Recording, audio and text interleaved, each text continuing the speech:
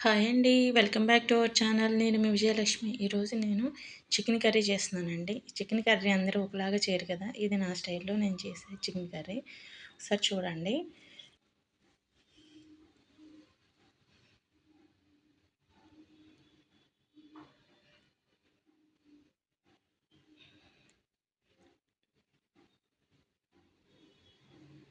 దీనికోసం ముందు stove on చేసుకొని గిన్నె పెట్టుకొని ఆయిల్ వేసుకున్నానండి. ఆయిల్ హీట్ ఎక్కాక ఉల్లిపాయ, పచ్చిమిరపకాయ వేసుకోవాలి.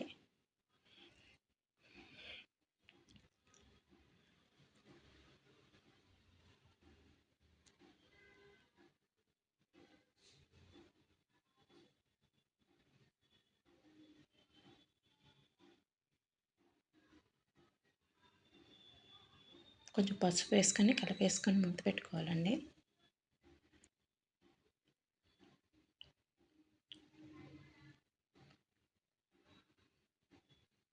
ఇప్పుడు కూరలోకి సరిపడా అల్లం వెల్లుల్లి పేస్ట్ చికెన్ కర్రీలో అల్లం వెల్లుల్లి పేస్ట్ ఎక్కువ పడుతుందండి. మటన్‌లో తక్కువే పడుతుంది.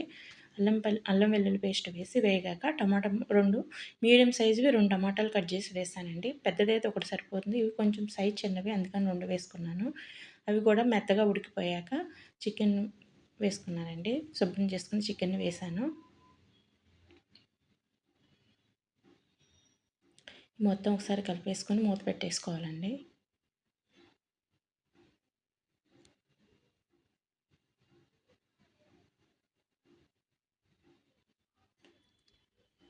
ఇలా కొంచెం ఉడికాక దీనిలోకి ఉప్పు, కూరకు సరిపడా ఉప్పు, కారం వేసుకోవాలండి.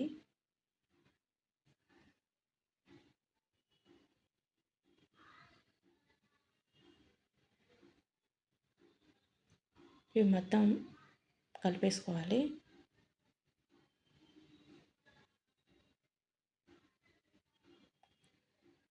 ఇంకొంతసేపు ఉడికాక మనకి గ్రేవీకి సరిపడా వాటర్ వేసుకోవాలండి. గ్రేవీకి సరిపడా వాటర్ వేసుకుని గరం మసాలా ఇప్పుడే వేసేస్తాను. నేను దించే ముందు వేయను. కొంచెం నీళ్ళతో పాటు కూరలో ఉడికితే కనుక మనకి గ్యాస్ ప్రాబ్లం కొంచెం తగ్గుతుంది. అందుకని గరం మసాలా కూడా వేసేసి మొత్తం ఒకసారి కలిపేసుకొని మూత పెట్టుకుని మనకు ఈ గ్రేవీ కాసినంత అయ్యే వరకు ఉడికించుకోవాలి. ఇలా నాకు కావాల్సినంత గ్రేవీ వచ్చేసాక నేను కొత్తిమీర సన్నగా కట్ చేసుకుని వేసుకున్నానండి.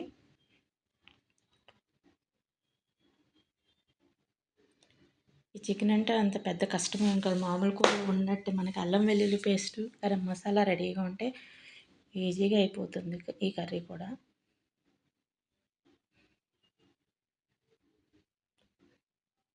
ఇదిగోండి నాకు ఈ గ్రేవీ ఇంతవరకు సరిపోతుంది. నేను స్టవ్ ఆఫ్ చేసేసుకున్నాను అందుకని.